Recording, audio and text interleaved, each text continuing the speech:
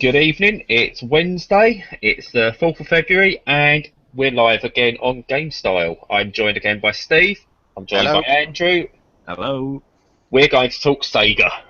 Yay, Which Sega! we always do anyway, so we might actually know. manage to stay on topic this time. Basically, Quite we just excited.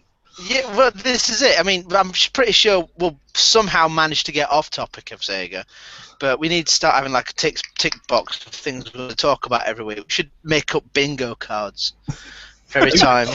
Then we bring up the Vita and Ubisoft. Yeah, I think that might be a thing actually. Anyway, but yeah, Sega, woo! Well, Or Sega, boo. it used to be Oh, woo. God. Yeah, it used to be woo. Well, I've not done much research on this because I'm the host. I'm just I'm just here to look pretty. I steer the conversation, so fuck you guys. You can do all legwork. Thanks. I've got a shirt and I've got a pencil, so You've I've got a nothing One to write Direction on. pencil. I have got a One Direction pencil for anyone who wants to look. Which, if you're listening to audio, you're being deprived. Deprived of One five goons Direction. One Direction. Yeah. I've got nothing to write on. I don't know why I'm holding a pencil. So, Right, excellent work, host. Excellent work. Nice one, Brad. I feel like John Stewart. There we go. So proof. Except less funny than John Stewart. He's actually good at what he does. pretty But much. yeah, Right. Andrew, Okay. you're the On man with the top. facts. You're the man with the facts. Tell us what's happened with Sega. Essentially, what's happened to Sega is that they've given up making video games, as far as we can say. They have announced that they are offering 300 people their voluntary redundancy, which is going to be processed through February and March, mostly focused on Sega of America and Sega of Japan, with a handful of redundancies offered in Europe. And the reason that they're doing it is to focus on their four main franchises which are still making money, which are Sonic the Hedgehog, unsurprisingly. And then after that, it no longer becomes Sega games. They've got just Sonic that's actually a proper Sega game, and then it's Football Manager, Total War, and Aliens. The last of which seems slightly ambitious after Colonial Marines, even if they have made a good one since then. Well, So really, they're making Football Manager and Total War. this is it. 'Cause I know that Sonic Boom didn't really do anything. Because it was on two formats, one format that people own, one format that people didn't own, and it was shit. So it's a curious one. I mean, you're not going to bury a IP as easily that with one game. So they'll keep making. I mean, they announced the side run on the mobile devices, didn't they? Yesterday or the day before. Well, that's one of the very cute things that Sega have done with this announcement, is that they refer to games that are on PC or mobile as digital games, because all their other games aren't digital. They just make things on vinyl, apparently. They're mechanical. They're mechanical games. Everyone knows that vinyl's superior, but it doesn't surprise me because they laid a load of people off a while ago in Europe. In October, yeah. Yeah. So, this is one thing. They're concentrating on Sonic. I still think that's a franchise they could probably sell for a lot of money and go on to make other stuff and give someone Sonic to make it good again.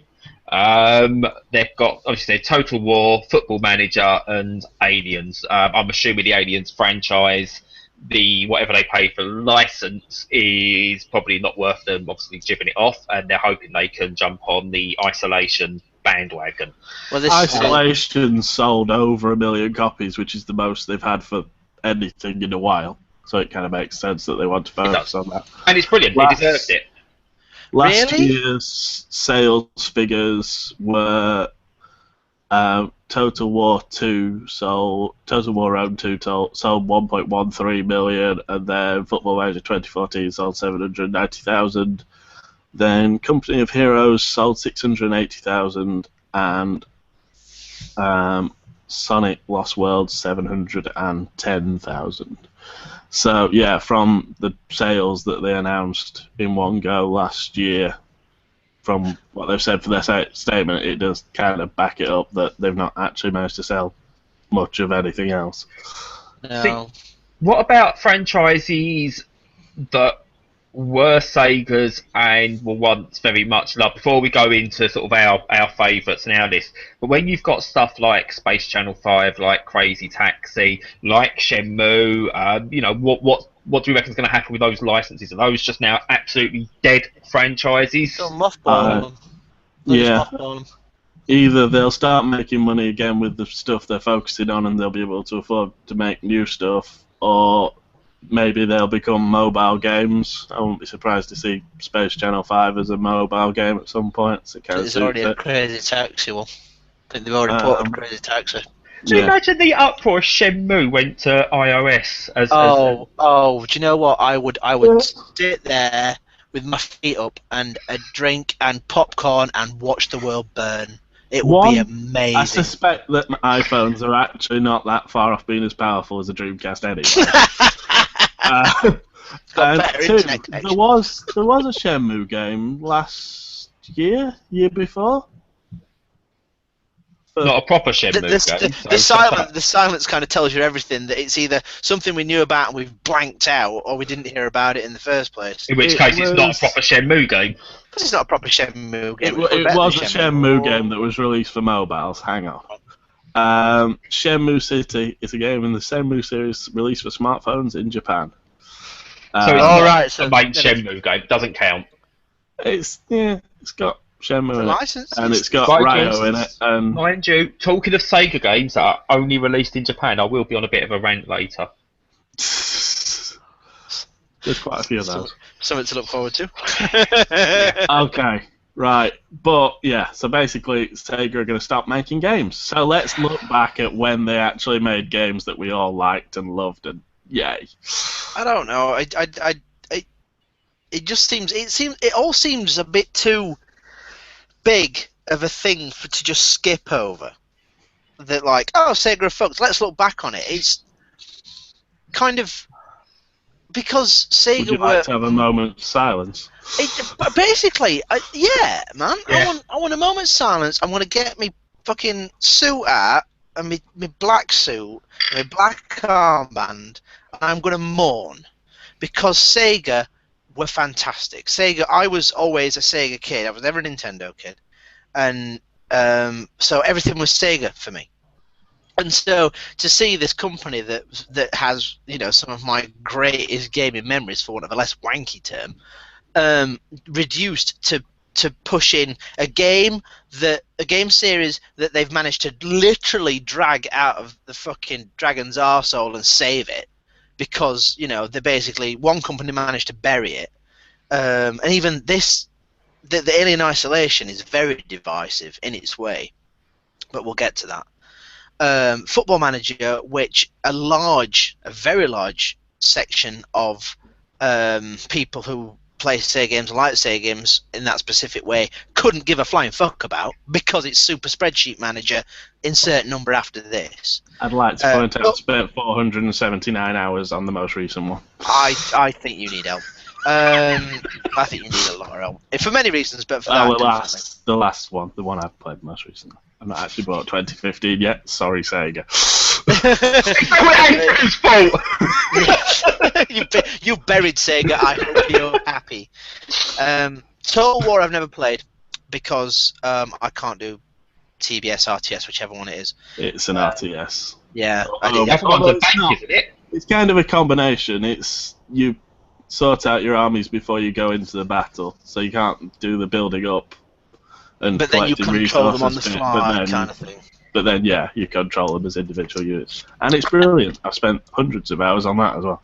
I've not. You see, that's the one I kind of look at. I mean, in fact, I look at Football Manager and go, if you like that kind of thing, fine. It's so beyond my comprehension of how it's fun. I've not included it in my list of Sega games because it's not a Sega game. No, it's Championship Manager. Where I suspect I've spent more time with that series than I have with every single Sega game combined, and probably doubled or trebled. But that's like saying you've spent more time on heroin than taking more heroin than just eating sugary sweets. Yes, basically. It's exactly the same. It's no difference at all. And Sonic, which is like, oh god, it's like hating yourself, like in Sonic. Sonic needs to be put out of his misery.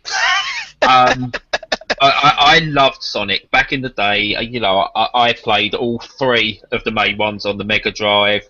I played Sonic CD, Sonic Adventure, I've played Sonic Spinball, I played the racing games, I even tried to like some of the later ones that wasn't quite as good.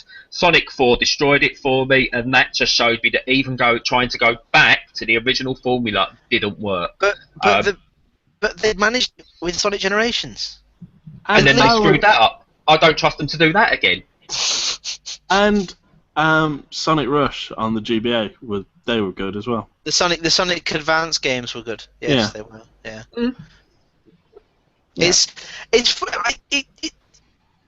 I find it very difficult to kind of not just want to scream blue murder, because basically Sega had the world at their feet and they pissed it away, and that's frustrating. It's so frustrating, and you kind of want to scream at somebody, but of course you can't scream at. It's just depressing. It's so depressing. What you've got now, the problem you've got now with Sega going, and one of the hardest things to take, is the dream of a Dreamcast 2 is now officially over. Do you know what? I don't actually give. I don't care. I don't care. The Dreamcast and the Saturn buried them in the first place, and then what came out of it was a shambling corpse of a company that once was. Fantastic. No, that's not quite true. They came out of it. I mean, the Edge issue that reported on it was Dreamcast dead, Sega unstoppable, and they really were for a bit. They were making specific titles for specific consoles. The stuff that they put for the GameCube was amazing. They had specifically targeted things for PS2 and Xbox, and they really were the best publisher of third-party stuff at that point.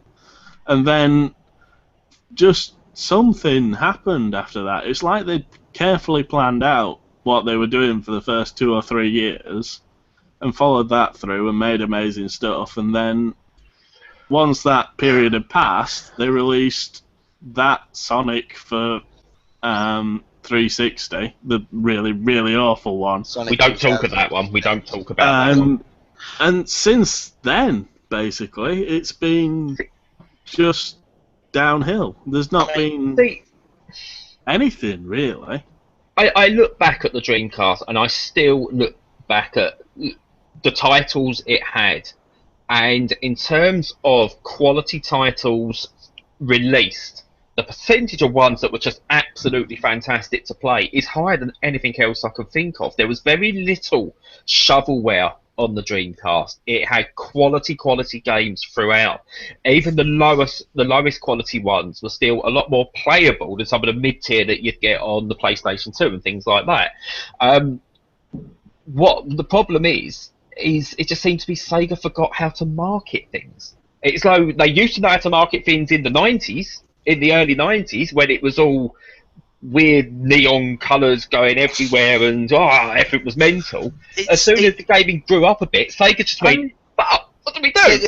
Basically, it's one of them things, which it's exactly that. I mean, Sega are from a different time, and they never really adapted, and they tried, and they never really had Nintendo's bulletproofness, if that's a word.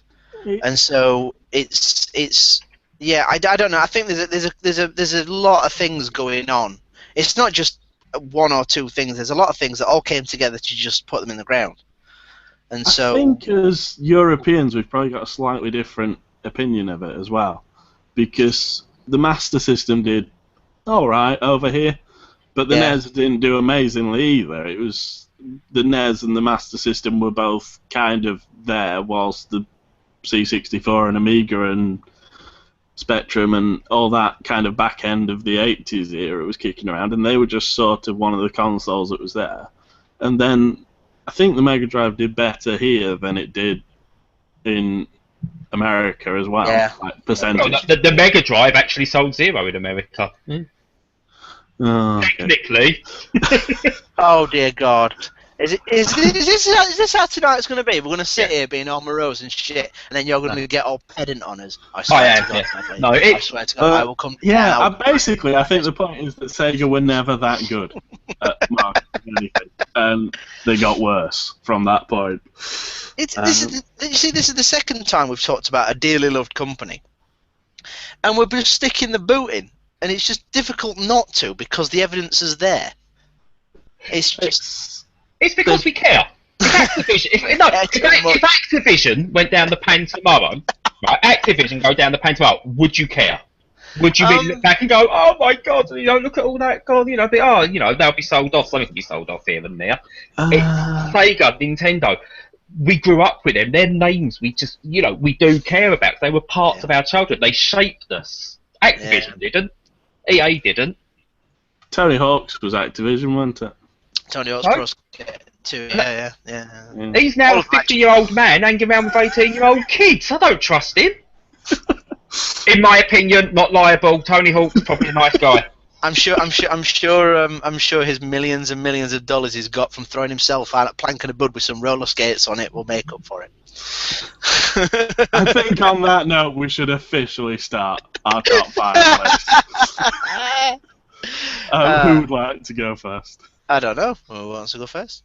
Go on, Steve. Let's let Brad go first because this is going to be interesting because I want to know what you've got. For me, one of my favourite, most influential games of all time, I'm going to go for my top 5, is Phantasy Star Online. Reason being, it introduced me to the world of online games. And I don't know if it's still, my younger self looking through rose-tinted glasses, but this was on dial-up on the Dreamcast, and everything seemed to run really, really well. That was even though we used FreeServe, so it wasn't costing anything to actually use, or however that worked. And when we got the evening and weekend internet stuff on the 56K or whatever it was, but that just seemed to work really well, and that introduced me to the world of online gaming and the MMO worlds. And nothing's really interested me on that side of it since that game. It was just something special at the time. And again, Sega capturing just that perfect storm at the right time. It used an online infrastructure which is brand new to a lot of people. I know PC guys had it before, but a lot of us, this is brand new. And I was playing with other people. We was going on quests, and I could still do bits on my own, and it was really well integrated. Now, I dare say if I went back now and played that exact same game, I'd probably hate it. I'd probably absolutely despise it. But it was a special game at the right time. And that's, again, I think that was typical of Sega, being able to catch those moments at the right time back then. It's something I never played, but I know lots of people that played it, and basically the kind of noises that come out are about how much time and money they spent playing the game and not regretting a single minute or penny of it. But it's not something I... At the time, what was it? So it was like 99, wasn't it? So I was at university, and so I didn't... The internet was just taking hold, but you couldn't use... it had only got a modem, so I couldn't use the broadband. I forget what, so I never really got into it. But yeah, it's one of them things where you kind of... I know a lot of people who did, and it's supposed to be that one of those very, like you say, in a moment in time games where it's there's nothing else quite like it, and there probably never will ever be again. So no, yeah, I didn't play it either. And I can't remember why. There's some really, really complicated reason in that I had a copy of the game. And really maybe it was pre-owned and it was registered to someone else, or maybe the console was, or something. There was some ridiculously complicated have to phone up Sega and then Sega didn't help and then just gave up on it.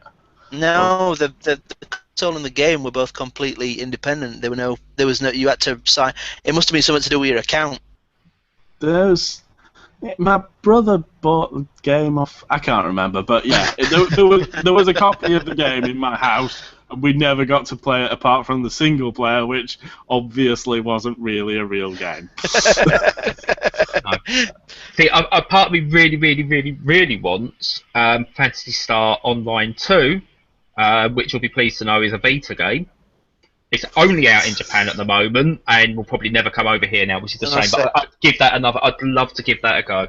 You will not. If you had it, you wouldn't have the time. True. You wouldn't have the inclination, and you would not find it to be the same game that you've got set up in your head. I'd guarantee. Yes, I totally agree with you. Hence the reason. It's one of those that I'd probably not go back to if you remember it that well. Hence the reason I've not tracked it down to get an import copy of like I have another Sega game. But we'll come to that. Yeah. Secondly, for me, is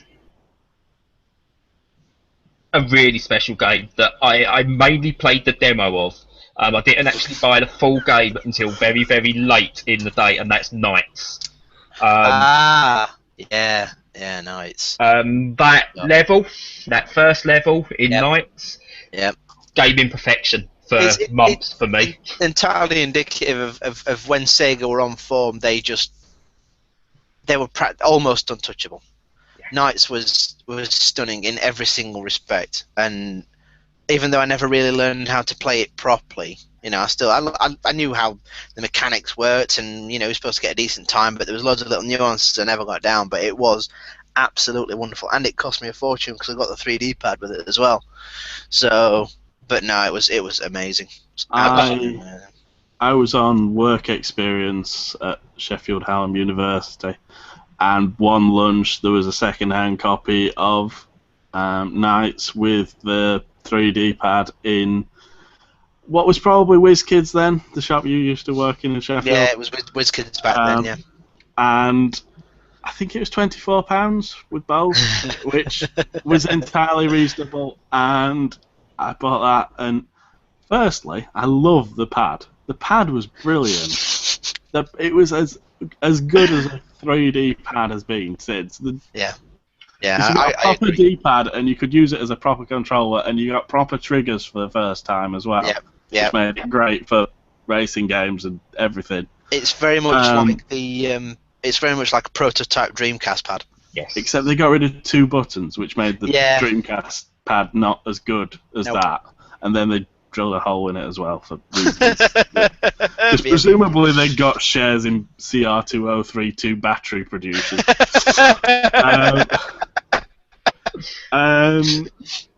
It's important to remember the CR2032s. And yeah, Knights itself, I'm kind of like you. I played it a fair bit, and I spent a good amount of time with it, but I didn't quite get I don't think I ever got a particularly impressive score on any of the levels. No, I didn't. I just kind of went through the levels, and yeah, it was good, but yeah, it didn't quite click. Best thing in those days was I was the only person that played it in my house. I got the top score. I was awesome at it. The XBLA release ruined it for me when I realised I wasn't actually playing it. I had it ruined at the time because they ran high score. You had friends. No. Not that played Sega games anyway. No, I had computer and video games when that was amazing, and I really ought to say goodbye to computer and video games whilst we're saying goodbye to Sega as well, since they shut down a couple of weeks ago. Yeah. It's a sad time for our childhood, really. It is, basically. They've taken my inner child out back behind the barn and just put both barrels to it instead. It does feel a bit like it. I was a little bit emotional about the CVG website shutting down because... Yeah, it was the second magazine that I really took to heart. I had Sega Power before that, and then moved when they redesigned that. I moved to CVG, and stayed with that until they redesigned that. And that era of '96, '96, I think, to '98, maybe '95 to '98. That was as good as a video game magazine has ever been, and it coincided with Sega being as good as they were ever going to be as well. It was Saturn at its peak, and they loved the little games like that. And so there was a fair fantasy nights section in the yellow pages, the bog roll pages in the middle, that always had a top 10 lists, and I was like, oh, no, this proves that I'm shit at this game. Excellent. Right, just to back up a sec, I had a little pop-up on the Q&A thing for the first time in weeks. Look at that, that's great. Alex Riddler has said, basically, Destiny is basically a Phantasy Star Online rebooted. I would probably say yes, that's a pretty safe assumption. In that case, I really, really need to get back into Destiny, because I haven't given that enough time. So, Steve, next time you decide do you want to punish yourself, let me know, I'll jump on with you. I've still not bought it yet, and I really feel I ought to. I've been grinding back into it for the last 3 weeks. I've got a 29, a 28, and a 26. I'll come back into that. Andy Dunn says CVG and Games Master quality mags, again, perfect. No, 90s product. I never bought a fucking Games Master, right? I never bought another issue of Games Master after in the second issue they gave Sonic the Hedgehog 2 65%. And they can fuck off for that. The only 65% back then was a good score. 65% was not a good score. You're Shut getting up. confused with money. That's what has inflation. Back in my day. It's above, the score's wrong, but it's still above average. 5 is average. It's above average. Games Master were always, if it was a good game, it got 90%. If it was a really good game, it got 95%. And if they didn't like it, they gave it less than that. And they gave it much less than that. The only Games Master copy I bought at the time was the Perfect Dark preview thing, or maybe a review. I can't remember if it was a preview or a review, and I read that preview thing hundreds of times, over and over, just building up to that coming out. That was See, my problem with Games Master isn't the magazine. I like Dominic Diver, didn't like Patrick Moore because he never read out one of my letters. The horrible, horrible old man. This explains a lot, to be honest. I can only imagine how good those letters were. Probably rubbish. I probably deserve not to have them read out, in all fairness. Let's move on. Let's move on because we're getting stuck on magazines. Yes. Andy's just messaged again and said he needs friends to play Destiny with him. So join us, Andy. Should have bought it on Xbox One then, should he? Oh, screw him then. Screw him. Next for me, Steve, you need to follow exactly what I say, and you know exactly what to do when the word comes out my mouth. Oh God, don't put pressure on me. You don't want to do it? Go on. Daytona. do do do do do do do do do do. Oh, I fucking love that game. That's all we need to say about Daytona, really. It's that if you recognise that, it's one of those you almost have. If you recognise this music, you had a great childhood. Daytona was I was awful at it, but oh God, it was so good. Trying to get them 16, 17 seconds on first course. Oh man, I spent hours on that game. I bought a Saturn. I got a Saturn. It was £275 with Daytona, and none of the TVs in the house had a SCART socket, and so the cheapest way of doing it was to buy a VCR, play it through the VCR, and plug the VCR into the TV, which with added bonuses, I got to record my lap times on video. It was fucking nice. So you predated video capture pretty from much the modern consoles. If you'd sold that idea, you'd have been mega rich by now.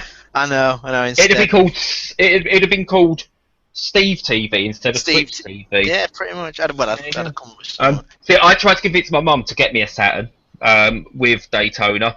And at the time, again, I think it was looking at 200, 300 odd quid with the game and everything. And I tried to convince her that, Mother, in the long run, it's going to save you money because I won't keep going down the arcades and sticking money in the Daytona machine. But there's nothing beats sitting there with 4 other people and money in the machines each and going at it. And I once got to do 8-player Daytona, which was, oh my God, amazing. I came third. Third? Yeah. Were they all randoms or were they friends? couple of friends, mostly randoms. You see, that's my Euro Million dream. When I'm at Euro Millions, I'm having an 8-player arcade cabinet, and then I'll just need to rent 7 other people so I can actually play it. I know, it's tragic. Anyway, so Andrew, Daytona, yay, nay? He hasn't liked anything so far. It's. I liked it, but I always had this slight that it was a little bit rubbish on the Saturn because of the poor conversion. It was awful on the Saturn. It doesn't matter. And then they released that, and then they released the Circuit Edition. Oh, the CCE which was awful. No, which was it was So it's always kind of, I don't know, tinged by that. So I always think of Daytona really as an arcade game, and for that, it's amazing. Yeah. But that's not enough play to get it into my top 5 list. But yeah, it is amazing, and it's. I mean, they've re-released it last 2011, was it? 2012, something like that. Sega Racing Classic. No, they released it as Daytona on Xbox Live. No, to put it back in the arcade. Oh, no, yes, they did. Yes, it was slightly skinned and everything. Sega Racing Classics, I think it was called, and it's just literally Daytona, but with the word Daytona removed, which slightly spoils the theme tune. Yeah, a little bit. Yeah, just so they could get it into the arcades again. The soundtrack was amazing. The soundtrack was so good. It was just Sega done soundtracks really well. They done the same with Crazy Taxi. That had amazing soundtrack in the day, and then they ruined it by not keeping the licenses. But anyway, Daytona. Is that 3 I've done or 4? That is your 3rd you've done. That is my 3rd. We're on half past already. Christ. Right, I'm gonna go very quickly through these ones, and I'm not gonna spend any time on these really. Shenmue. You see, we need to talk about Shenmue. Go on, you first. Go. Right. Basically, another very special game for me. It's just the world blew me away. I've played it since, and there's parts of it which are god awful. But the sense of being and just the freedom you felt you had at the time. Again, nothing had done that before, and the QTEs. I look back and I go, Jesus Christ, that's a lot of QTEs that are part of this game, and get rid of them. And the acting is god awful. But I don't know, going into the town and buying those little capture thingies and buying some of those capture thingies, and then going to town the next day and buying some of those capture thingies. And, I don't have a collecting problem. This is basically what amiibos are. Amiibos are Shenmue 3. Yeah. Oh my god, that'd be amazing. Shenmue 3 with Nintendo characters instead of sailors. But no, it was it still manages to have that sense of open worldness by still keeping everything tight and looking, and at the time looking amazing, better than other games have managed that now. It's not perfect. There's a lot wrong with it, but again, Sega at the time were just amazing at creating magic, and Shenmue was one of the pinnacles of that. I didn't get on with it. I didn't like it. I guess that. Yeah, no. My then girlfriend loved it, and she played both of them. And that's why you're not together anymore. Yeah. No, that's World of Warcraft. No, I just didn't. For some reason, I just couldn't get my head around it. It was probably for the same reason I can't get my head around those kind of games. The big open world, sandboxy kind of games. Whereas I like to be very objective driven, go from A to B and have fun along the way doing it. But the kind of where they go, this is the weather. Here's your allowance. Go and do what you want. I just never really got into it in a way a lot of people did. Tell you what though, when you tell people you don't like Shenmue, people will tell you at length why you should like Shenmue. No, I agree. There's stuff wrong with it. You've got to like Shenmue, Steve. For fuck's sake. Fuck you, Brad. I can see what Steve's saying, and there is a bit of me to that, but it was just magical. There was just it was just impossible for it to have existed before, and then all the stupid little bits, the little mini game where you were catching a leaf that fell from a tree. Oh, that was brilliant stuff. And the forklift racing, oh, that's as good as life gets, to be honest. I seriously considered getting a forklift truck driver's license after that, just because that would be it. And I'm still playing Warehouse and Logistics Simulator now, which is a cracking forklift experience. For a few weeks. Yeah, Warehouse and Logistics Simulator, whilst buying amiibos, and that is it. That is what I want from Shenmue, and it's all sorted in real life. But seriously, for a few weeks, I did actually consider going, that would be a great job to have working down the docks. It would be a great job to have. And then I realised you can't actually race forklifts. No, but it's before the boss gets in the morning, isn't it? So surely that happens. Surely I've just got to get up slightly earlier, and then I can do forklift truck racing. Yes, I'm sure the insurance will love that. We've just had a question, which I think is probably the best question we'll ever have. Do you know where sailors hang out? Yes, we do. No, we're not telling you those are our sailors. So what's your number one then, Brad? I'm going to go back. I'm going to take you back in time. And I'm going to take you back to the days of the Mega Drive, because I seemingly skipped that for the rest of my top 5, because it's so fucking hard to choose a top bloody 5, Andrew. I know. This was all my idea, so yeah. With the top 10, we'd have been here till next week. So. And I don't mind that. Streets of Rage. Which one? 2, 1, both of them. I don't know. I just like Streets of Rage. I've got that problem in my list of not knowing whether to go for a sequel or a. No, because the correct answer is 2. No, I like both. No. Streets of Rage introduced me to the side-scrolling beat-em-up, and then introduced me to, I was going to say Dungeons and Dragons, a Double Dragon, which I really Dragons. I bloody love that. Streets of Rage. Streets of Rage. Dungeons and Double Dragons. That'd be amazing. I've got my beat-em-up with me paladin. No, Streets of Rage introduced me to the genre, and part of my adolescent self wondered if I could get the kick just right, I might be able to get an upskirt look at some point as well. The way she kicked, oh God! I was a horny teenager. Look out for Bradley's review of Criminal Girls, is it? I've reviewed it. It's on the site today, and it's tight. A positive review, coincidentally.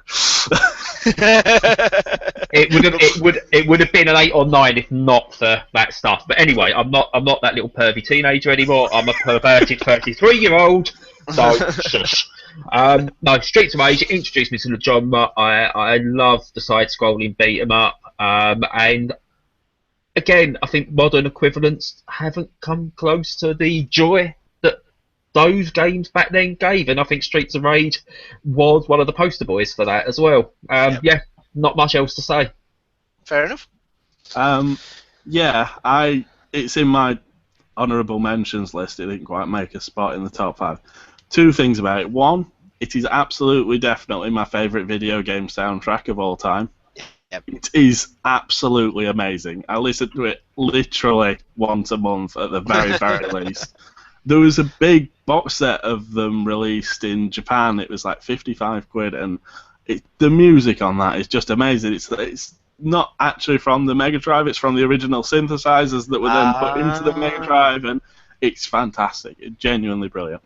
And there was an amazing remake of Streets of Rage that finished a couple of years ago, and Sega immediately took down, and then I think it went back up again after that, and that is absolutely fantastic. If you've not played that on PC, track that down, and it is as good as you can imagine a remake of Streets of Rage to be.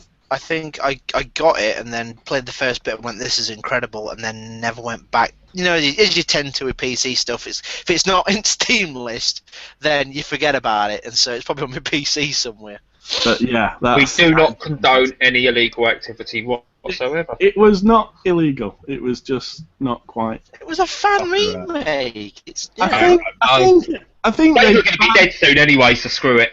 I think they banned it and then they regretted it because everyone went, "Oh, you dicks." Yeah, everyone, Sega, you haven't done anything this good in about 12 years, so fuck you. See, they could have made a crap load of, maybe not a crap load of money, but they could have made money just by going, see that fan remake, let's stick our name on that and sell that officially.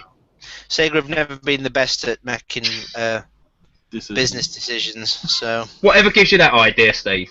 Because they were fucking useless. They couldn't market the way out of paper bag. They'd drop the games 3 weeks after it came out. There's no point in buying a new Sega game because it'll be about a third, 2/3 at price 2 weeks later. Yeah, terrible. Sonic Generations, I think I got that for £8. Yeah. Everything. 2 months after it came out. When it came out, I mean, it's like Alien Isolation. That were £30 about 5 or 6 weeks after it came out. A bit longer. They weren't as bad as Square Enix, who tanked Kane and Lynch 2 6 days after it came out. To be fair, Kane and Lynch. That can call us stuff. There's some good ideas in that, but off topic. Yes, sorry. Andrew, okay. do you want to go next for your top 5? I will go next with my top 5, which I don't think has got any of your top 5 in it at all. And we've not even planned this. This is great. My 5th place game was a game that I played twice. Hey? Literally twice, or completed twice? Literally, I played it twice. Okay. I've gone for F-Zero AX, which was just an amazing arcade game. When I'd say that was pretty much after arcades had peaked and we're on the way down, and it was just astounding. It was a gorgeous cabinet and swooshy and zoomy, and F-Zero GX would have managed to make it into my list if it wasn't for the fact they'd released a super cool arcade version, because F-Zero GX was basically kind of the dream that you had as a Sega person growing up, saying, I see Nintendo making these games, I bet Sega could make them better. And then they got hold of that, and yes, they made them better. It's the best looking, fastest, most ridiculously difficult game. Yeah. And it's just absolutely superb. And I bet it still looks good now. I bet if you could get a good, proper 1080p version of it without changing anything else, it would still look fantastic. Using the completely uncondonable Dolphin emulator, you're probably able to get it to look pretty special. In fact, there's probably videos on YouTube. I'm pretty sure I've seen them. But even irrespective, like you say, even in potato quality or whatever, it's still the design shines through the actual quality of the hardware. And it looks and moves at such an astonishing rate. I mean, many 4-letter words have been thrown at GX. I never found AX in arcades. It was quite a long time afterwards. It was probably 2010, maybe. Right. In a corner in a cinema in Inverness, and it looked literally like people had walked past, going, "Oh, what's that?" and then kept walking. And I was like, "Oh my god! Oh my god! Oh my god! Oh my god! Oh my god! Oh my god! Oh my god! Give me £1." What? You're on your own. You were just asking people in the arcade. Give me £1. Please, give me £1. Oh, it was literally as good as you could imagine. It was. That sounds wonderful. As good a gaming experience as I've ever had. That just sat there. Was it as close to gaming Nirvana as you will? I would say, yeah. It's just as a sat down one go on an arcade machine that day. It was because I was going to see Batman. So whenever that came out, the second Batman film. Yeah, probably 2010. So, yeah. I think we went to see it on the week that Batman came out, and I was just going to everyone. I went to the cinema, and they're like, "Oh, did you see Batman?" I was like, "Yes, but." Yeah, it was absolutely fantastic. Oh, I can keep this one short. I've never played it. Oh. I've never been to Inverness, unfortunately. That's A lot of people haven't, thankfully. And just to kind of cap it off, GX is my reference, but yes, I'd forgotten that Sega did that, and it was amazing. So Yes. False. And my number 4 is sticking on the same platform, but I am going for the home version this time. I have gone with Super Monkey Ball. Yes. That's in my honourable mentions. That was my It's- first game I bought with my GameCube, and I couldn't have picked a better first game, to be fair. I'd agreed with my brother that I was going to buy an Xbox when it came out, and he was going to buy a GameCube, and then we'd have one of each in each house, and it was fine, and it was a great plan. And I went to university, and one of my housemates got a GameCube on the day it came out, and I can't remember what other game he got. He definitely got Burnout and Monkey Ball and something else, maybe probably Luigi's Mansion. And I watched Burnout for a bit and was really impressed. I do like the original Burnout on the GameCube. It's very good. And then he put Super Monkey Ball on, and then I think I went to Argos the next day.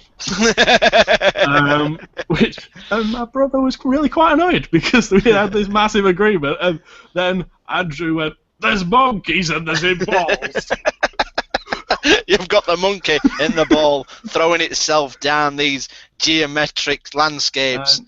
But Yeah, it was perfection though. It was one action, but the skill needed for that action. Oh my word! It was the perfect kind of synergy. Oh, fucking wanked him. Synergy of the platform and the design, because of the 8-way octagonal gate on the stick. It's just. That's what I meant when I was saying earlier that when it seemed like they were picking platforms for games to go on. And yeah, no, you're right. That was the GameCube game that they were going to release. Yep. It's never been better. It was absolutely fantastic. And I have spent so many hours on Monkey Target. Even if I had to get rid of the rest of the game, I would still put Monkey Target in my top 5, I think. Monkey Target was the amount of time that me and just one of the friend who lived close by, we'd sit there for just hours and hours just playing Monkey Target. It was so good. I've played others since then. None of them have come close. No. Monkey Ball 2 was as good as far as it went, but they added a load of stuff that didn't need to be added. They kind of missed that. Yeah, it just felt like they missed the point of the series, really. Usually the way, isn't it? So. Okay, number 3. We're jumping back to Saturn times now because my list is quite strange in terms of eras. My number 3 game is Virtua Cop. I love Virtua. Sorry, I've got the whole Saturn period. I haven't got anything on my top 5 from the Saturn, but the Saturn is probably my favourite Sega console. But Virtua Cop was one of those games I got for Christmas, and with my 14-inch CRT, and it was divine. It was wonderful. It was pure score attack amazingness. Just to interrupt quickly, Steve's got his serious pencil out as well now. I've just noticed. I'm just cussing. No, it's a biro. Sorry, go on. Oh, is it a biro? Carry on, Andrew. Sorry. Virtua Cop. Yeah, this is the one that I had the debate as to whether to go with Virtua Cop 2 or Virtua Cop. No, Virtua Cop. Because Virtua Cop 2 looks a lot better, and the actual single player mode is better, and you can turn on the Virtua Cop scoring system, which is 6 billion times better. But it didn't have the training mode that Virtua Cop had, which was great fun. Great fun. I forgot that. The fact I'm having to turn on the Virtua Cop scoring mode in Virtua Cop 2 to make it come close, I had to go with the original Virtua Cop, really. And it's just a genre of games that we've just lost entirely because our televisions are so small and flat. Again, another of their time, I think. There'll be that Rambo game that tried to recapture that. To be fair, Sega absolutely killed the in the good way, not the kind killed its own dead, but when they did it, they killed it. The Virtua Cop, House of the Dead, Gunblade. There's one more. It's not Alien 3: The Gun because that was rubbish, even though you did get the big pulse rifle thing. No, the light gun games were, they were so good. They were so good. It's House I- of the Dead was another one of the sloppy Saturn conversions that you had to change the blood colour on. Yeah, but you it could was cheat great it. fun. You put the cheat in and you got the red blood, but it was no. House of the Dead was an honourable mention because even though it was wonky as shit, but they were just so much fun. It didn't matter that you could complete it in an hour. You just went through it again and again and House again. of the Dead 2 is on my honourable mentions list. I only played Virtua Cop in the arcades. I never got the home version of it, but I remember being quite good at Virtua Cop. And down the bowling alley, I thought I could impress a girl playing Virtua Cop. God, I didn't. Men are stupid when honestly. If I could go back and find my 16-year-old self, I'd give him such a fucking thrashing. I'd give him such a kicking because he were a prick.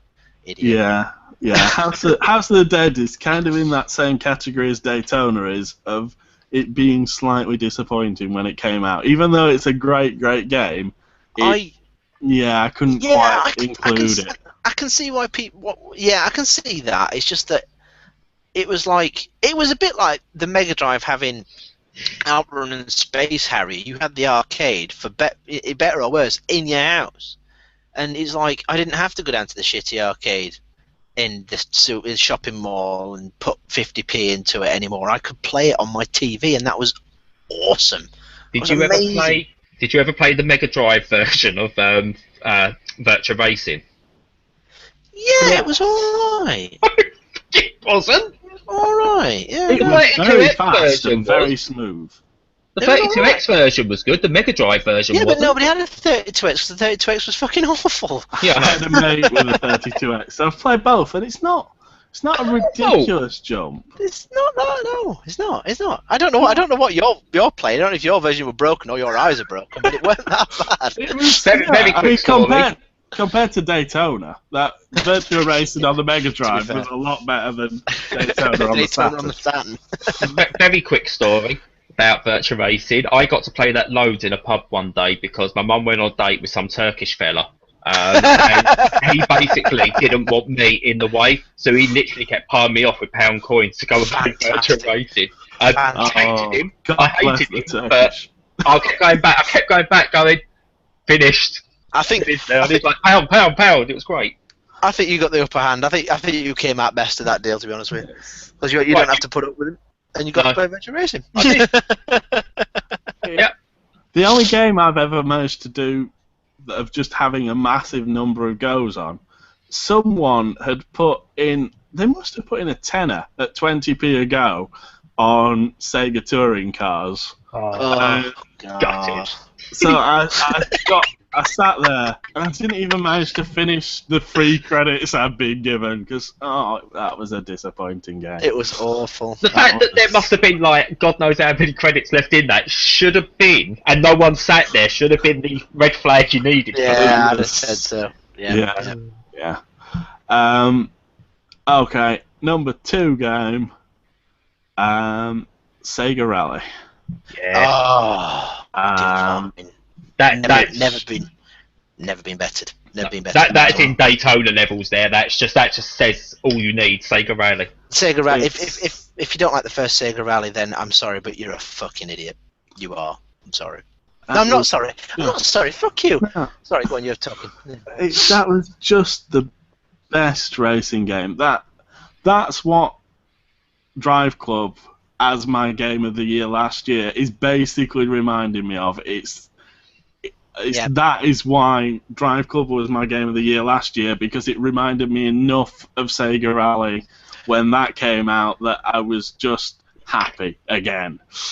And Sega Rally was such a strange game. The fact you were racing people who weren't actually racing, they were just kind of time markers to tell you whether you were doing well or not. Yeah.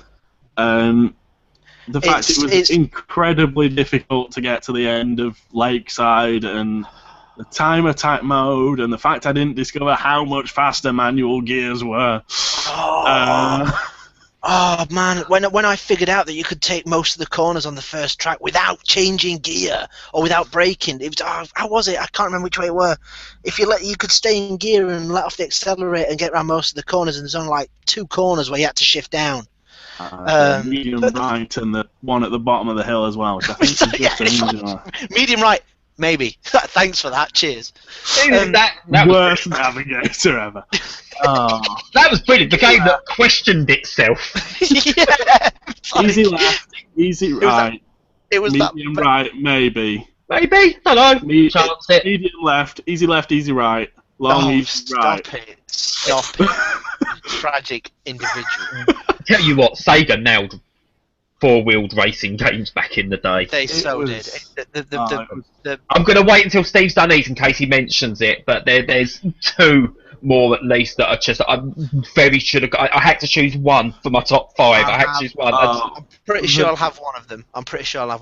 I'm really hoping that you put one of the ones that I missed off my top 5 into yours because. Yeah, you better do, Steve. The pressure's on. Okay, number one. Okay, my number 1. I don't think it's actually going to feature on any of your honourable mention lists, let alone Sonic 4. Is it Bug from the Saturn? It's neither Bug nor Sonic 4. Baku? No, but that is on my honourable list. It is Virtual On, the original one on the Sega Saturn. Yeah, left field. I got it for £8.80, not that long after it came out from the electronics boutique in Barnsley, which I think was the only time I've actually been there. And it was one that CVG had been building up and had made a big deal out of it. I think it was probably the first time I'd been looking forward to a game without actually knowing much of anything about it. And then I got it, and it's just an amazing game. The trouble with the ones that have come after it is that they've all taken the arcade version and converted it to the home, whereas the Saturn version was basically a different game that was designed for home controllers, and it was just incredibly satisfying. Just as Raiden dodging around and trying to get one single hit with your giant laser cannon that knocked off half their power. And yes, I kept trying that, and I kept getting my arse handed to me. This is one of those where I don't know that I'm bad at it, but I suspect I'm really quite good at the original Virtual On. But again, you're talking Sega here. You didn't care if you was bad at their games or not because they were so goddamn fun. It was it was completely different to everything I'd played before. I had played Mech Warrior 2 briefly on the PC, which was kind of vaguely similar, but it was just fast and aggressive, and you got giant stompy robots, and it was just as good as games can be. And it's just there's not been anything that's come close to it since. I enjoyed Phantom Crash on the Xbox. That sort of vaguely got a feeling of it. But the other Virtual Ons haven't, although there is a Virtual On that exists that I didn't know about. One came out for the 360 that wasn't the downloadable one. A physical release came out. So I'm now watching that on eBay to try and get a copy of that, but I suspect it's going to be the same. It just doesn't get the same thing. And you might have played it in the same place as me. A bit after it came out on the Saturn, it did appear in the arcade in Meadow Hall with the full Namco twin stick, Phone Center or whatever it was. With the full twin stick setup. And yeah.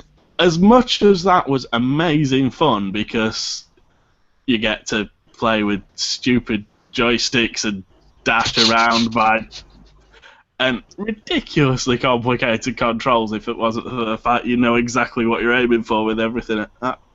And it just didn't quite settle with me as much as I expected it to. When I saw it there in the arcade, I was genuinely very excited again. But no, it's definitely the home version that's on my list, and it's just a brilliant game that everybody should play. Yeah, it's one of them games that I played pretty much exclusively in 2-player because me and my mate had no idea what we were doing, and so we just mashed about the gamepad, and that was it. But you could say that about a lot of Sega's stuff, in that they kind of got it right once and never got it right again. Not quite, but also that nobody else either attempted it or couldn't perfect it either. So yeah, it was. I don't even think it's the fact it's a game of its time or anything. I think if someone nailed arena robot fighting as hard as that nailed it, that it would be successful now, at least as successful as it was then. But yeah, my number one Sega game of all time is Virtual On the Saturn. I totally didn't expect that. I didn't expect that at all. There's some games that. Go on. Oh, sorry, carry on. No. I wasn't going to say anything relevant. I never do. Okay. No, I was just going to apologise there. My partner's just walked in, so it's I was kind of distracted for a bit there while Andrew spoke about a game I don't think I've ever played. So there we go. Yeah, track it down. I'll have a look. It's even worth watching some videos of, just because it's a bit on the bizarre side, but it's also wonderful with it. It's really strange. Yeah. It's alright. Okay. Oh, I'll try to be as quick as possible. Nothing controversial, Steve, that's going to drag us. It's all very pedestrian. So the three in the lower half, lower bit of the 5 are interchangeable because I couldn't really put a number on them. So we'll go with Streets of Rage 2, not Streets of Rage 1, not Streets of Rage 3, Streets of Rage 2, because it did everything that 1 did but better and added enough to it to make it amazing. I paid 45 quid for it from Workshop Market on the day it came out, and I don't regret spending any penny of that. I've bought it in pretty much every available format since. I own it on pretty much anything that it's been released on because it's just amazing. Yeah, like I say, it's the better game. I am gonna agree with that. It's the better game, but I wouldn't have played it had it not been for Streets of Rage. That's why I didn't put Streets of Rage 2 on the list. Yeah, I think I preferred Streets of Rage, but Streets of Rage 2 was probably the better game as well. I can see both, but I think it's Streets of Rage that's on my honourable mentions list rather than Streets of Rage 2. But yeah, it's just the bigger, chunkier sprites, the soundtrack, the way it played. It was just amazing. Yeah. It is amazing. It's one of those games you can play on Xbox or Live or PC or whatever, and it's still fantastic. And it shits from a very great height all over Final Fight. It's just just one of them games that makes me go, yes, it's amazing, wonderful. Agree with you. Totally agree with you, Steve. But so yeah, Streets of Rage 2 is number 5 technically. Number 4, Sonic the Hedgehog 2. I'm not entirely sure what there is to say about it because it's never been bettered, even though other games were almost as good. Sonic 3 and Sonic and Knuckles put together was an incredible game. Sonic 1 is Sonic 1 on the 3DS with the spin attack in it. That's pretty sweet. But Sonic 2 was just it was, I got it for Christmas, and my friends got it on Sonic Tuesday when it came out because they were all spoilt cunts and we couldn't afford to buy games willy-nilly back then. And but it just I've played it beyond count. I can't actually remember how many times I've played it because I just have. And it's so massively ingrained. It's like I put on Twitter the other day. I put on that when that Gaming Confessions hashtag went about. It's like I prefer Sonic the Hedgehog 2 to Super Mario World, and at least 2 people went. But fuck you, I don't care. I don't give a fuck. I prefer Sonic the Hedgehog 1 to Super Mario World. We're not going down that route, not now. Where's the stop ball? Yeah, no. No, Sonic 2. why didn't they build on that racing mechanic, that two-player racing mechanic? That was stunning. It was interesting. It was a good idea that they could have gone on more, but I guess they were just. If we've got any indie developers watching, steal that idea and make it into its own game, because that will actually be genius, and you will get it on Kickstarters. Be great. Yeah. It was. Yeah. Just I don't want to drag on it. It was a 2D game that went in one direction, but had laps. And that blew my tiny little mind at the time. It was a bit like Unirally, or Unirally was a bit like Sonic 2. So it's whichever way it was. I can't remember what it was. I'd buy the crap out of that if someone made a Sonic 2 inspired two-player racing game. I'd buy it. Yeah, I'd be all over that. Yeah, absolutely. So Sonic 2, for better or worse, I can't really go into it anymore. It's one of them games that's kind of wonderful mechanically, but also has a certain place in my childhood that kind of renders any criticism of it completely irrelevant. Yeah, no, but also we know one developer that listens to us and maybe watches us live as well. One half of the Pickford brothers. So, Steve, if you put totally unnamed because you haven't got the license water puzzle game to the side and do clock racing. I just. We'll be all over that. We'll sponsor it. We'll give you interviews as well, and yeah. Steve was one of the people that was incredulous that I prefer Sonic 2 to Mario World, so I'm pretty sure he's not receptive to that kind of thing. Oh, okay. Right, so number 3, which is probably what you were on about, one of the games you were on about, Outrun 2. That was the game I was on about, yeah. That was the interchanging with F-Zero until the last minute. Outrun 2.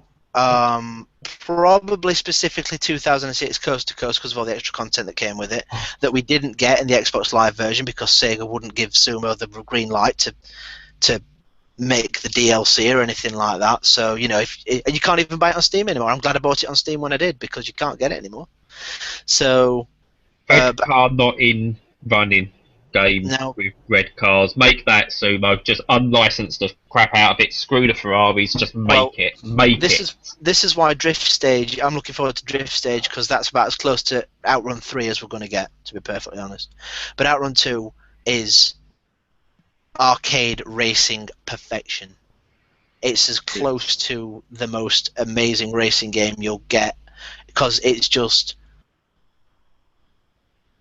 It's one of them games I can get really wanky and flowery and wordy about. It transcends the genre to something bollockry wankery.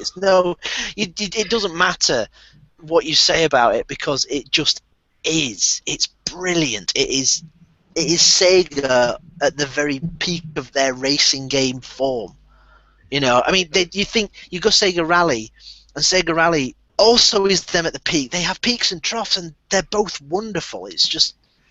It's like it was either Outrun 2 or Sega Rally, and I went for Outrun 2 because of the kind of the thing about Sega Rally is that it's amazing how much game you get out of 4 tracks and 3 cars.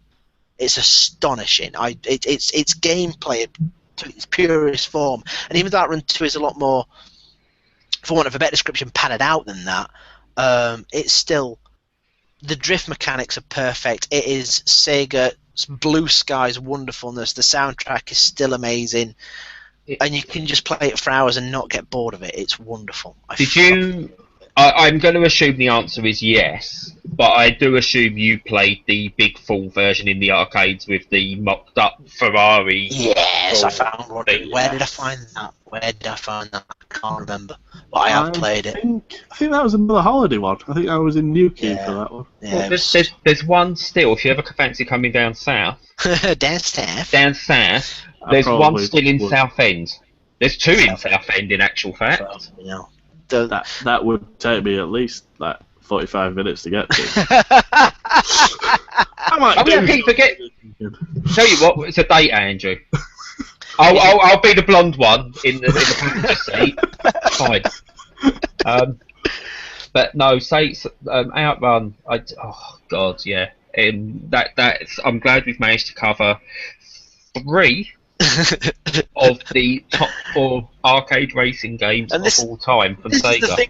This is the thing about Sega games, in that you kind of go title here, and everybody just goes, as if there's kind of some kind of touchy feeliness. Then you're like right, I want to spout off about this, but I can't because the only thing I can come up with is kind of this wonderful in the smallest compliment ever, which is going to sound absolutely ridiculous taken out of context. Outrun 2 had the best hills ever. It absolutely did. There is no video game in the past or in the future from now that is ever going to make going down a hill as satisfying as that one. That hill in the desert where there's the S-bend at the bottom. Yeah. And you can see it. You know that's coming, and you know it's still a distance away. And yeah. That is the Outrun 2. Just that hill down into that really quite difficult corner at the bottom. It's just absolutely nothing ever will beat that. Nope. See, the only other game that battled for those three for getting in my list was Ferrari F355 Challenge on the Sega Dreamcast. That is another honourable mention as well. Oh my! See, that veered too closely to simulation. I couldn't get on with it. I almost said it on when you were saying your dream of getting the 8-player together. No, that's not my dream at all. My dream is to get the £20,000 three-screen arcade machine, and I am going to sit there on my fucking own. You can all fuck off, you other human beings. That is me there. Ferrari F355 Challenge. I've got that on the Dreamcast, and because of that game, I can go to Suzuka in any other racing game and nail that track. Absolutely nail that track. I know it like the back of my hand. I've put in, I'm going to say, over 200 hours on Ferrari F355 Challenge, and that track only. I can't remember what else is in that game. But one of my favourites as well. I don't care. Don't care. I just don't care. But to the point is, we played Forza. I can't remember if it was 2 or 3 on Real Muck, and me and Joe McSpeed got to choose the track and the cars. He chose Suzuka, and I just went F355 Challenge.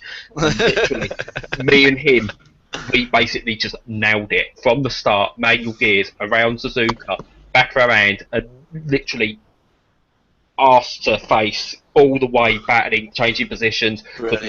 Everyone else about three-quarters of a lap behind, because I know that track. And then F355 Ferrari, superb, absolutely wonderful. It's an amazing Sega. And it felt a little bit like Knight Rider in the arcade machine as well, because you got the assists in little buttons down at the side. And I think if there is an iceberg, that is the Mount Everest on top of the iceberg, never mind the tip. I'm in a Knight Rider, and Knight Rider's now got a much better car. I've got buttons, and I'm turning traction control off, and then I'm realising I can't really steer properly, so I'm turning traction off.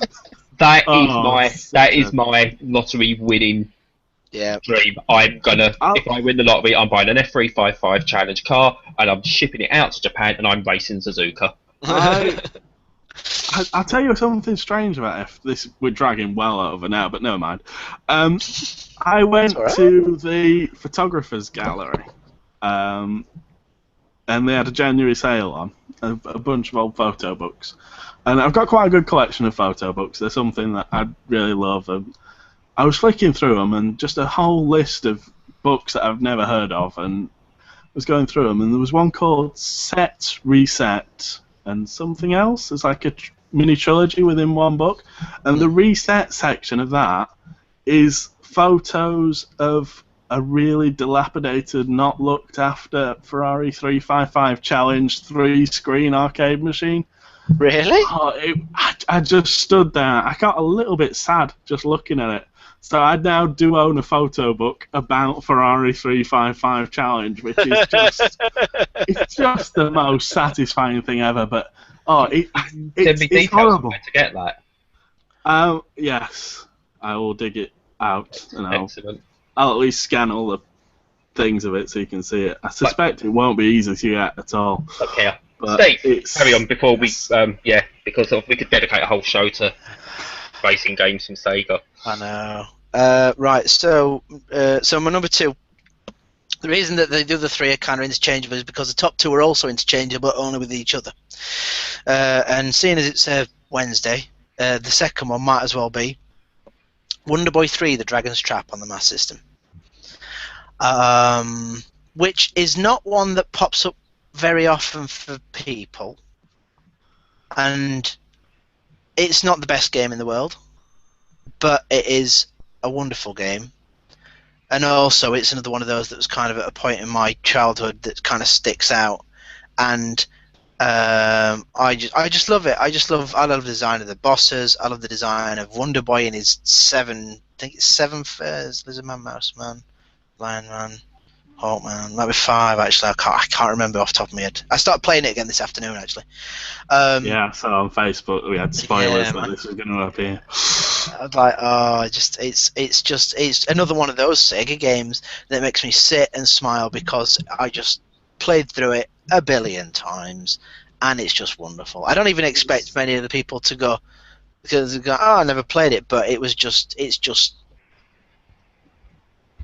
brilliant. I just love it. I've love it. played it, but only recently. It was. All right.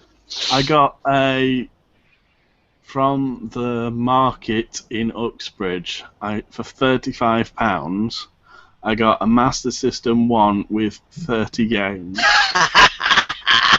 which is just the best thing. Oh, deal, absolute deal. Please tell me you got yeah. Psycho Fox and all that. Please tell me. I did get Psycho Fox and all that, yeah. And Brilliant.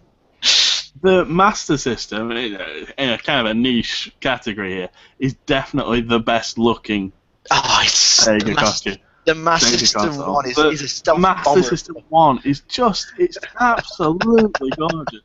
And the best thing is the light guns are designed to match the console. They're this ridiculously futuristic. Clicky. Yeah, it's brilliant. It's the Master System. That's just.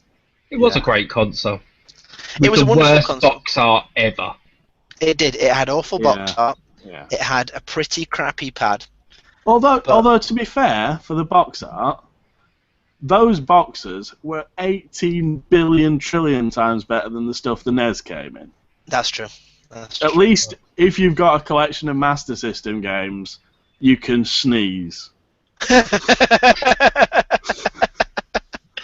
Fuck you, Nintendo. Sometimes I get dust up my nose. So, right. Before Steve gets to number 1, before Steve gets to his number 1, we've had a couple of comments. Oh dear. Can't believe we haven't mentioned Alex the Kid, which I dare say will be on all our honourable mentions at the very least. You're going to mention what? Alex the Kid. Alex the Kid, what's that then? Oh, it says it on the question. Alex the Kid. I'm reading Alex Kid. Oh my Alex god. Kid.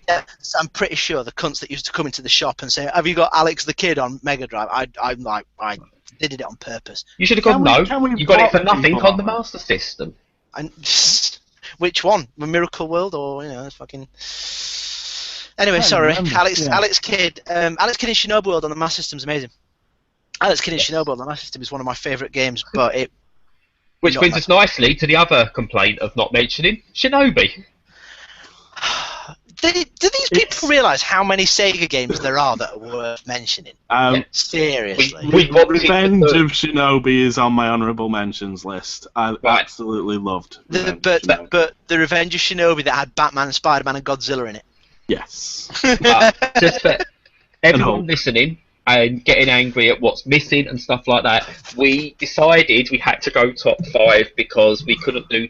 Because we've already run 20 minutes over with 20 5. minutes over. We've been doing this an hour and 20 minutes because I needed to get that thing about Sega out of the way at the beginning because it kind of... how they've fallen, it needed to be said because everything that we were going to talk about after that is nothing but pure unadulterated joy, and that's what makes it sadder. That's what makes it so fucking tragic because we've just sat here for an hour going, but Sega were fucking amazing. They made amazing things. They did amazing things. So And it's anything like, that's not mentioned today, it's not that we don't love it. It's not that we forgot it. It's just we don't have time. It's definitely not. That I've not forgotten it. I literally went through a list of every Sega game released to make sure there was nothing that I was going. ah. My list is like 50 odd strong at least. See, I want, I was quite harsh with my list. My actual honourable mentions list is only another 7 games. Oh no. is it myself? So, See, I mean, the reason I wanted to bring up, before I get to my number one, before I bring up the honourable mentions, is because there's some quite late games on these. Afterburner Climax, fantastic. That is an Valkyria honourable mention. There you go. Valkyria Chronicles, absolutely stunning. Puyo Puyo Tetris, wonderful. Yeah, you can thank Ubisoft for that. I'm not going to get a chance to do my rant, so that's good. We'll do it next week. All right. Yeah. The Club, massively underrated game. It's just it makes me and also that it has to be done because they're both together. House of the Dead Overkill and Typing of the Dead Overkill, because they're wonderful. I don't care. Typing of the Dead Overkill with the Shakespeare DLC is so good. It's just anyway. So yes, the honourable mentions. The honourable mentions is and Sonic and Sega All Stars Racing Transformed, which is better than Mario Kart 8. Choo Choo Rocket, Columns, Condemned. MSR, Psycho Fox that we mentioned. MSR. If there was no MSR, there's no PGR. I think the only one on my honourable mentions list that we've not just rounded up in that little group is Tails Adventure, which I absolutely loved and never finished because I got completely stuck. It's a brilliant, brilliant, brilliant game that literally nobody has ever played. No. It's can't. as good as portable games get. If that comes out on the Gear? yes. That's why nobody played it. Echo. Yeah, it's kind of a Metroidvania type thing. Really? Yeah. I'm gonna have to look for that. It's unlock new weapons to get into new sections to do new things. It's absolutely brilliant. But even taking away chunky and well made, and it's great. It was so close to getting on the list. But there's so much as well. I mean, even some of the games that you look back and go, God, that was actually a bit poor, were so influential in their time, culturally and on games themselves. Stuff like Echo. It's not a great game. No. Echo's actually pretty bloody awful, but culturally, it was very important. And Dreamcast Echo was gorgeous. It was. That was one of the best looking games. The Mega Drive soundtrack of Echo 1 is. It's not. I don't think it's something I could sit and listen to while I'm doing anything, but it's just in the context of the game, it was awesome. It was fantastic. That octopus. Oh, that was an awful bit of any game. Yeah. Sorry, Brad. What were you saying? But again, you go back, you've got Hang On, you've got Mad World, a very underappreciated game that was released on the Wii, but that was Sega, and that it was published by Sega, it was Platinum. It was Platinum, but still, Sega took a chance. They decided to publish that and give Bayonetta. Yeah. Bayonetta, it's Panzer. I don't want to ruin it. Steve, go for number one before I ruin it, because I'm just going down a list of games. My number one is Crazy Taxi. I knew that was going to be a number one, and it means that we've not mentioned one of my. Oh, I really want to put this in the list, but I can't justify it. Let's get excited over Crazy Taxi first. Crazy Taxi is one of the purest, most distilled arcade experiences ever. And the fact that because it was on the Naomi board and it was ported to the Dreamcast and it was perfect in every way, and then they added Crazy Box to it. It was everything I looked for in a video game at that point in my life, and you kind of got you got well, then two of my favourite bands. I'm not really big into Offspring anymore, but Bad Religion are like probably the best punk band in the world. And you got this perfect soundtrack again, the Blue Sky Sega thing. There were so many different ways of trying to figure out how to get the max money out of it. At one point, I was doing incredibly well, and I managed to do at least 1.5 circuit of the city to get the score that I got, and it was just it's never ever been bettered by anything. It's arcade perfection. It's It really, it's see, no, I disagree with that. Shut up. lying. It's not arcade perfection. It's home But it is. console perfection. No, it's not. It's arcade perfection. No, the Crazy Dash and the Crazy Drift are really difficult in the arcade, and they're not explained. Actually. They're not explained well enough at all. And when it's on a Dreamcast pad, and you can move your thumb from one button to another button. Yeah, you roll it over, reverse and forward, do the boot. Yeah. So yeah, I don't think it's a great arcade game on the But list I only of done the main Segas. modes. I only done the main modes in the arcades because that was the point for me. No, but you needed Crazy Dash and Crazy Drift to get anywhere near a good score. I found it difficult on the arcade to do Crazy Dash and Crazy Drift because, for the same reason that I found Virtual On and Afterburner really difficult, because the hardware got in way of the gameplay.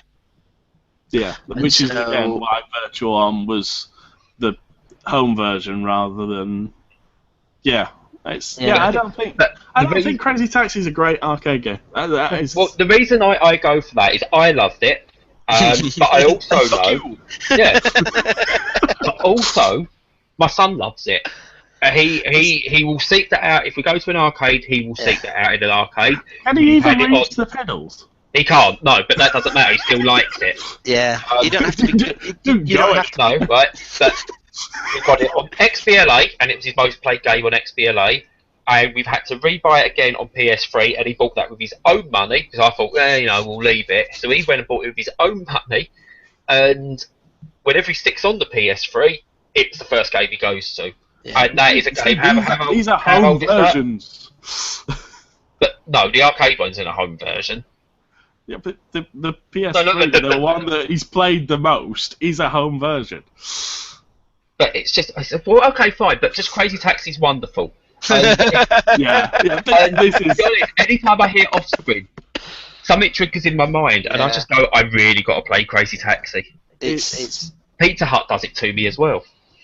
You see, that's what made me sad about the Xbox Live version. I loved that the original Crazy Taxi had this licensed soundtrack from. I mean, at that time, getting Offspring on must have cost them an absolute fucking fortune.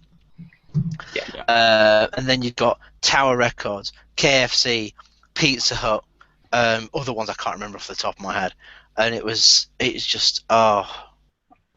it's one that you need to play the Dreamcast version of. It's a Dreamcast game. It's pretty much the only reason I've still got my Dreamcast. I do have some other bits and bobs. I mean, it's not hooked up or anything, but occasionally I'll get it out. And I've still got every single Dreamcast game I've ever owned. That is as close as I'm getting to still doing an official collection. I've got 100 odd for that because that was my console. That was there day one, and I was defending it until the end. It was. Yeah, that's a brilliant machine. It was the whole. To be honest with you, we could do another Sega thing about each of the consoles because I could write a 30,000 word dissertation on the Saturn, but it's one I want to mention before we sort of go anywhere or go for this, and it's one I was tempted to put on my main list, but I didn't because it technically shouldn't have worked as a game. It should have been as dull as hell. I had the attachment. I had it on the Dreamcast, and I enjoyed the fuck out of it. And that is Sega Bass Fishing, because why? I don't know why that's good. I hate fishing. I've never enjoyed a single game like that since. The PlayStation replica things were god awful, but Sega Bass Fishing with that thing was stunning. The best thing about Sega Bass Fishing and the fishing rod controller was that you could play Virtua Tennis with it, and you could play Soul Calibur with it. You see, this is the voice of someone who's got a proper fishing rod. Because in the UK, the fishing rods you could only do left and right, which was rubbish. Whereas the official Sega ones were up, down, left, right, which is I got those from a boot sale. It was. Did you? I'd walked around a boot sale all day, and I'd got some quite good stuff, and I'd not got much money left at all. And I got to a stall that was, those really, really scruffy stalls that never have anything that you want. I went in a box, and I came out with 2 official fishing rods, and a preview disc for Project Barclay as well. which is Shenmue, in case anybody doesn't know. How much? I believe I paid £3.50 for the lot. Okay. Yeah. Jesus. Oh man. So, in summary, Sega were amazing. Can we, before we summarise, with that phrase, can we please just talk about Rez? No. No, because it's amazing. Because Rez is a game that we could do another hour and a half on. It's. Oh. I know exactly how both of you feel that it's not in a top 5 because it just can't take the place of any of those games that have just spent so many hours with such a gameplay focused list that those games on that list are just. Whereas Rez is something. It's not quite a game, I think, is what it boils down to. As a shooting game, it's probably not as good as Panzer Dragoons Vi. It's not music, it's just this one thing that couldn't have come into fruition any other time. It needed a console, it needed a powerful console, it needed a console that read from discs, and it needed a publisher that was just going, well, we'll try. And Sega. it was just the very, very, very best game. And yet it doesn't make it into the top 5. The thing is, it's like Rez came at a time when it's difficult. The reason it doesn't get into the top 5 is because it doesn't have anything attached to it, like the other things in my top 5 have things attached to them. And so, the thing is, simply being an amazing game isn't quite enough for me. No. So it's one of them things where nothing to take away from it, and because you could say Riz is pretty much the game that's indicative of what Sega were, and so it might as well be their fucking eulogy, to be honest with you. Yeah.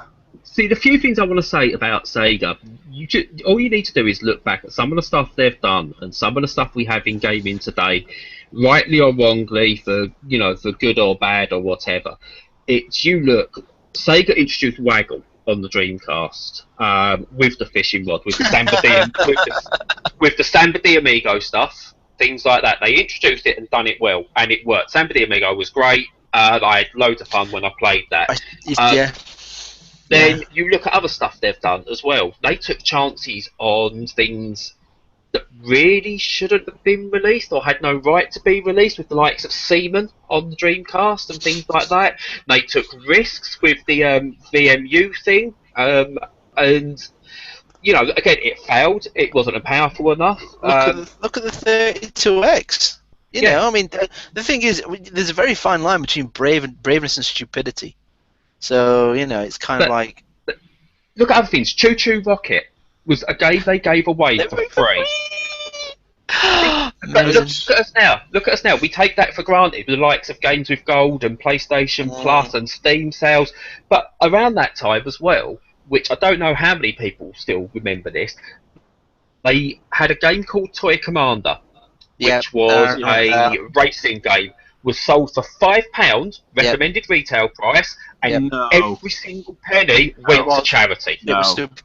No. It was an online only racing game. It wasn't great, but it all went to charity. Just for the sake of pedantry here, Toy Commander was a $39.99 release, which was a shoot 'em up and free roaming type thing, and it was amazing. Well, the spin-off was. Toy Racer was the $4.99, which wasn't great. Well, still, it was a very nice. No, it was, but it was fine. I went in and I went £5 for charity. Fine. I played it and it worked online. It was better online than Drive Club was on release.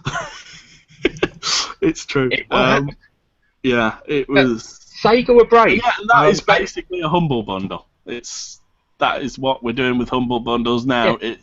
These games might not be the most amazing games ever. There's that one that I thought I'd get at some point, and then there's those others, and I'm going to give $8 to charity. Why the hell not? And yeah, that's what Toy Racer was. And All credit to them for that. The day Sega is no longer a company, and are completely gone, will be a very sad day. I hope with whatever they're doing now, it can save them and they can start doing things again. Even if it's not a console, if they can start getting it right and start producing those moments of brilliance yet again, then whatever they're doing now, I'm all for. I'll just be a very, very sad day once they're completely gone. My Birth of Gaming thing that I wrote, that if anyone's not read, go and check out. It's a lot of that is basically that hope that maybe not Sega, but maybe we're aiming towards a point now where people are making games that are actually fun again, because it's easy to produce things. You've not got to spend that ridiculous amount of money, and we can get things that Sega were doing way ahead of their time are now achievable by people with a small team, and we might get back to Sega quality games more appearing, like Drift Stage is now. Yeah. It's no one on Earth could have published Drift Stage until the last 2 or 3 years with the team that they've got. Yep.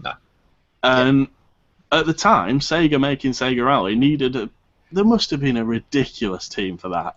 Just having a helicopter flying over, just for the hell of it. I mean, what other racing games up to that point were just doing rubbish like that? It's probably Ridge Racer was just before, maybe? I don't know. I think Ridge Racer just was around the same time. That was ridiculous showing off. And yeah, I genuinely think we're heading towards games are going to be that good again. And I really, really hope that Sega are around doing, even if they're just doing what Devolver Digital are doing now, of just poking around forums looking for indie games that might come out in a couple of years and signing them up. Yeah. Even if that is all that Sega are left doing, and they just get to publish occasional, absolutely brilliant, proper Sega games, I would be so happy. I'd like Sega to almost do the opposite of what Devolver are doing. I'd actually like to see them go, look, here's some IP, indie devs, what do you fancy making?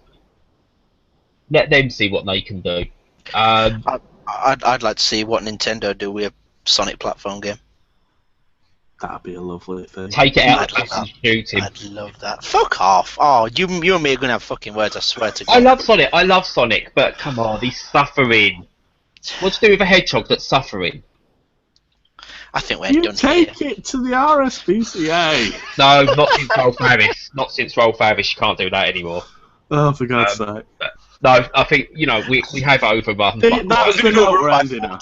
We need to leave this now. Sega were the best company ever. They made my favourite consoles.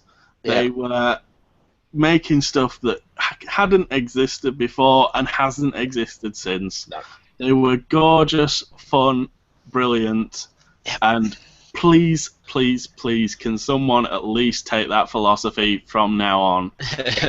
Even if it's not Sega themselves, because they've just dug a hole. So, well, to be honest, we know anything for Sega, if they can be revived, it'll be the most amazing thing. Usually, we'd finish by telling you what's coming this week, but no, it's not worth it. No one actually mentioned Jet Set Radio today, so I'm just saying Jet Set Radio. Jesus, we're stopping. We'll talk about this next week. It's been a pleasure, this one, to talk about. We're sorry we've overrun. We're not very sorry. No, not at all. I don't give a fuck. If you're listening to it, then good on you. Thanks for sticking with us. But if you're complaining about us overrunning, get out. And we'll take the Sega philosophy. And how long does it take to get this good, Steve? How long does it take? Ages. Goodbye, everyone. Bye-bye.